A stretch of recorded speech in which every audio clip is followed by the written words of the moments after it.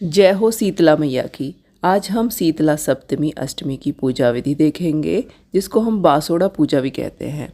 देखिए, वैसे तो ये पूजा बाहर की जाती है, जाकर मंदिर में कर सकते हैं या फिर खुले में कहीं भी कर सकते हैं। लेकिन अगर खुले में कहीं नहीं जा सकते तो घर में चौकी लगाकर किस प्रकार हम ये पूजा कर सकते हैं, आज हम ये देखेंगे।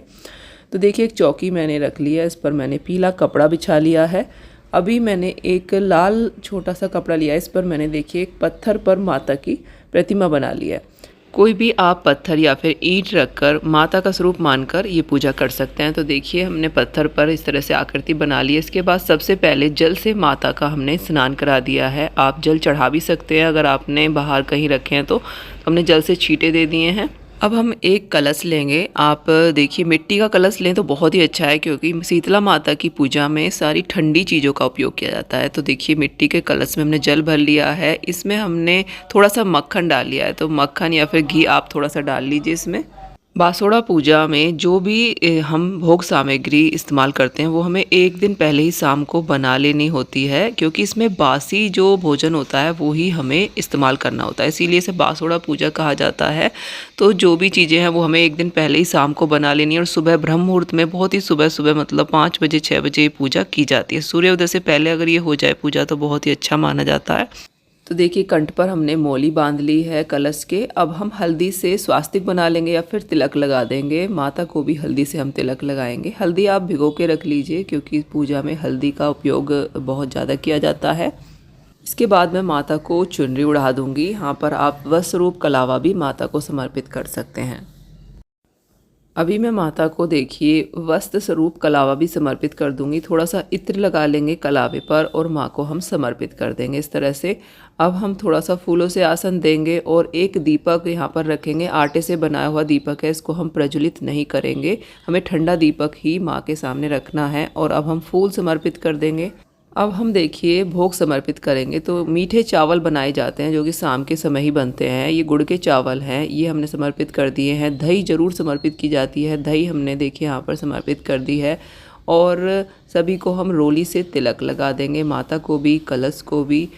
इसके बाद देखिए, इस दिन आटे से लोई बनाई जाती हैं। तो इस तरह से 5-5 लोई बनाई जाती हैं ग्रुप में। तो मैंने 7 जगह ये बना ली हैं, ये भी मैं माता को समर्पित कर दूंगी। इसके बाद मीठे पूड़े, मतलब जो गेहूं का आटा होता है उसमें मीठा डालकर ये मीठे पुए बनते हैं, और मीठी पूरी भी इसकी जगह आप बना सकते हैं।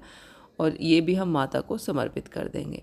तो ये हमने भोग जो जितना भी बनाया, ये सब हमने शाम के समय ही बना लिया था। तो ये हमें सुबह के समय समर्पित करना है, शाम को बनाना है। और इसके बाद जो बड़कुले की एक माला है वो हम माँ को समर्पित कर देंगे, जो हमने होली पर बनाई थी। तो ये बासोड़ा पूजा के लिए हम माला बचा कर रखते हैं। अगर आपने रखी है तो आप ये भी आप समर्पित कर दीजिए। इसके बाद कुछ दालें भिगोई जाती हैं, चना दाल, मूंग दाल, आप बाजरा, ये सब भिगो के रखा जाता है, ये भी हम माता को समर्पित कर देंगे।